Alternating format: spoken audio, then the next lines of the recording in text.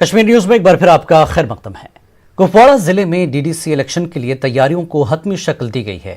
Deputy commissioner Kupwara initial گرگ نے اس سلسلے میں تمام ROs اور AROs کے لیے ایک ٹریننگ ورکشاپ کا انعقاد کیا۔ اس دوران انتخابات کو شفاف اور کامیاب بنانے کی ہدایت دی گئی۔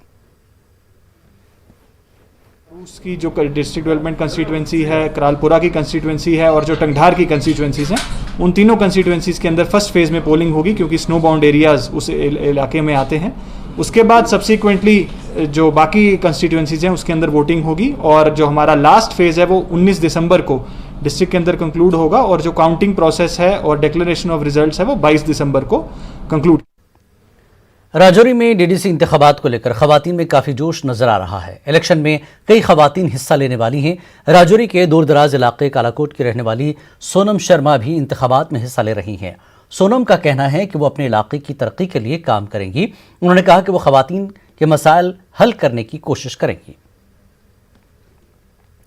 ٹیگور ہال سری نگر میں ایک کلچرل اور میوزیکل پروگرام کا انعقاد کیا گیا۔ لوگوں کو منشیات کے مضر اثرات اور کورونا سے بچاؤ کے حوالے سے احتیاطی تدابیر کے بارے میں جانکاری دینے کے لیے پروگرام منعقد ہوا۔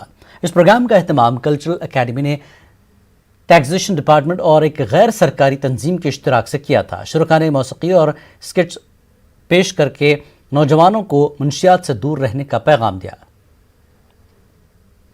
ڈوڈا میں فارسٹ ڈپارٹمنٹ کیمپا کے ساتھ منسلک ڈیلی ویج ملازمین نے احتجاج کیا۔ احتجاجیوں کا کہنا ہے کہ گزشتہ 8 ماہ سے انہیں تنخواہوں سے محروم رکھا گیا۔ انہوں نے LG انتظامیہ سے اپیل کی کہ ان کی تنخواہ جلد واگزار کی جائے۔ انہوں نے بصورت دیگر احتجاج میں شدت لانے اور انتخابات کا بائیکاٹ کرنے کی دھمکی دی۔ نندانی ہلز سامبا میں 2 روزہ دیوالی کم ڈیولپمنٹ میلے کا انعقاد کیا گیا۔ DC سامبا نے میلے کا افتتاح کیا۔ اس دوران ضلع کے کئی اعلیٰ افسران موجود رہے۔ پروگرام کے دوران لوگوں کو کئی اسکیموں کے حوالے سے جانکاری دی گئی۔ 50 RR کی جانب سے وین پامپور میں سوچھتا ہی سیوا کے حوالے سے ایک پروگرام منعقد کیا گیا۔ اس دوران صفائی ستھرائی مہم بھی چلائی گئی۔ گورنمنٹ مڈل اسکول کے بچوں میں اسٹیشنری بھی تقسیم کی گئی۔ ڈوڈا میں فزیکل ایجوکیشن اساتذہ اور رہبر کھیل اساتذہ کے لیے منعقد 6 روزہ ریفریشر کورس اختتام پذیر ہوا۔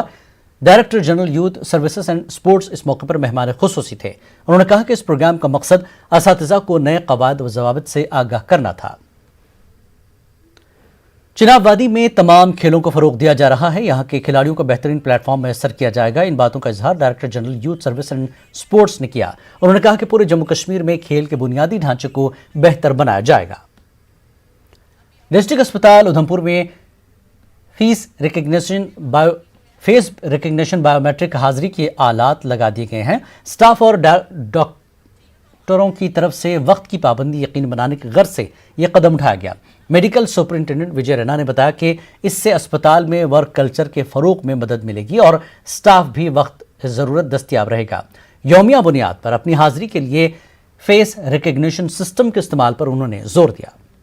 ابھی لاسٹ منتھ جو اکتوبر میں ہمارے LG صاحب نے ایک آرڈر نکالا تھا کہ ہمارے جو بھی گورنمنٹ انسٹیٹیوشنز ہیں وہاں پر ایک فیشیل بایو میٹری لگایا جائے تاکہ ایک اکاؤنٹیبلٹی سیٹ ہو جائے کہ ہر کوئی آ رہا ہے، ایک پنکچوئلٹی دیکھی جائے کہ ہمارے سارا سٹاف آ رہا ہے کہ نہیں آ رہا۔ تو اسی آرڈر کو لے کر ہم نے ایک فیشیل بایو میٹرک لائی ہے جو ہم نے رجسٹر کی اپنے ہاسپٹل میں۔ تو منڈے سے ہم وہ شروع کریں تاکہ ہم اپنے جو سٹاف ہے جو بھی یہاں انرولڈ ہے، جو رجسٹر سٹاف ہے، وہ روز آ سکے، روز آئیں گے، وہ آتے ہیں روز، تو بھی ہم دیکھیں گے وہ روز آئیں گے، اپنا اٹینڈنس مارک کریں گے اور فیشیل اس سے تو کوئی بچ نہیں سکتا۔